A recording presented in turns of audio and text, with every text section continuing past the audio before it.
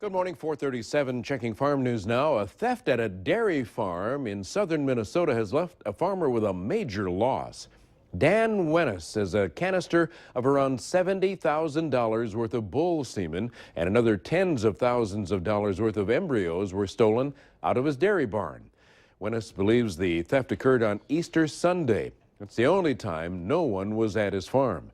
The canister holding the bull semen and embryo vials itself is worth about $500,000. Officials say the bull semen is a commodity that can be purchased on Craigslist, and people are willing to spend a lot of money on it. It's not only Nebraska where winter kill damage is bad. Appears up to half of South Dakota's winter wheat crop is struggling this spring. This week's crop rating had only 33% of the crop in good to excellent condition in South Dakota, 27% poor to very poor. Agronomist Claire Stymust of Rapid City says any areas where the crop didn't have snow cover are a total loss. He estimates as much as 50% of the winter wheat planted in South Dakota is damaged. Some farmers say the lack of rain leaving them high and dry. That's in California, and some of them are getting out of the business. Local farms of all kinds are up for sale in Central California. Lily Tan has this story. Grower Alan Cavaletto is holding on to any water he can. I need bigger hands. But in moments, gray clouds turn to blue skies again. Bye, clouds. Come back. Come back. Last year, KSBY News began looking at the lengths Morrow Creek Ranch was going to in hopes of saving its avocado trees. Trucking in more than $2 million worth of water and cutting back trees to save the precious commodity. But without at least a foot more of rain, and quick, there won't be enough water to keep these stumps on life support. All the 190 acres being stumped would go for naught. Mother Nature has essentially hung the farm out to dry.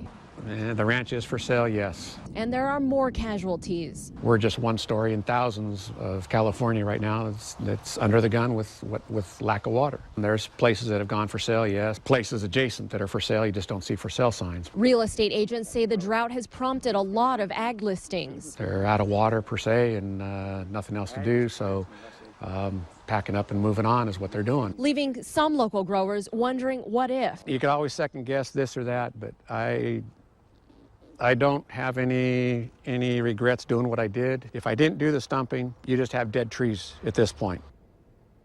Alan says he hopes to stay with the farm once it's sold to help bring back the trees. But he says going to take a patient buyer to revive the farm, and it will take 3 years or more before the avocados will grow again.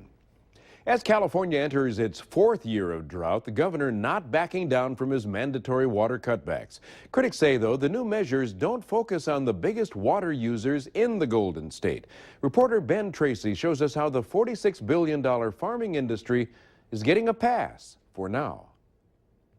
California's Central Valley is some of the richest farmland in the world. This is where nearly half of all the nation's fruits, vegetables, and nuts are grown. Agriculture accounts for just 2% of California's economy, but uses roughly 80% of the state's usable water. I don't think that we can sustain agriculture at the level that we have been. The water supply just isn't there. Jay Family Eddy is a senior water scientist for NASA. He recently made headlines around the world when he warned that California has just 1 year's supply of water in its reservoirs.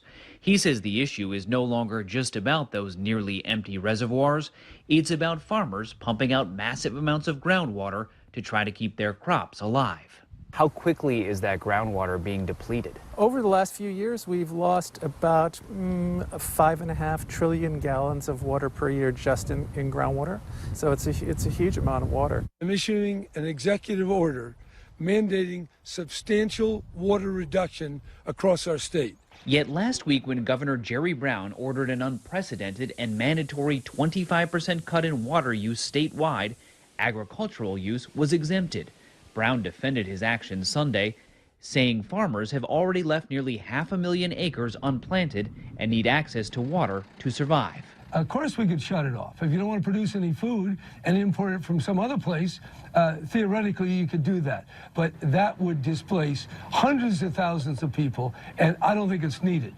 So those mandatory 25% cuts to water use are going to hit urban areas hard. Some people are draining their swimming pools, they're letting their lawns die, and they're counting how many times they flush the toilet. But in reality, just 12% of the state's water is used by Californians at home. If the drought continues, Family Eddie says farmers will no longer be spared. Restrictions on agriculture, because of the dire situation that we're in, are inevitable. Well, if that 80% number seemed a little high to you, it's true. Ben Tracy doesn't have his facts right. Agriculture in California uses 41% of California's total water supply, not 80%. That number, though, is often quoted. California Department of Food and Agriculture has a post based on a report from the Public Policy Institute of California on their website. The post features a graphic chart of California agriculture and water use, and you can use it to counter any arguments you might come across here in the days and weeks and dry months to come. 4:43, let's take a break and come back and check the forecast for agriculture. Corn Belt getting a big drink of rain today.